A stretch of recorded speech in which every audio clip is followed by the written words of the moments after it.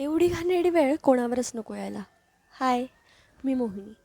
दिवसाची सुरुवात तर खूप जास्त चांगली झाली, पण हा दिलेला ॲटिट्यूड काही समजला नाही. आज होतं प्रॅक्टिकल, त्यामुळे कॉलेजला गेले.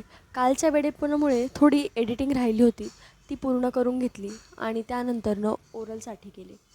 ओरल तर ठीकठाक गेली, पण मेन टास्क होता ते म्हणजे प्रॅक्टिकल. प्रॅक्टिकलला तर सुरुवात झाली, पण एवढी घाणेरडी वेळ माझ्यावरच काय येते हे काही मला कळत नाही.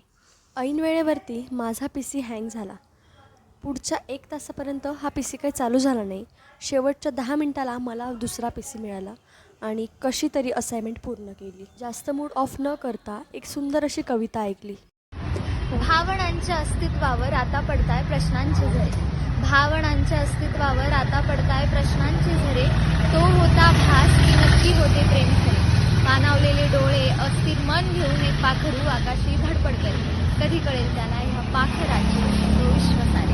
ऐकल्यानंतरनं छान डॉगेश भाईसारखं रिलॅक्स झाले आणि त्यानंतरनं मस्त कॉफी घेतली आणि भेटूया उद्याच्या ब्लॉगमध्ये.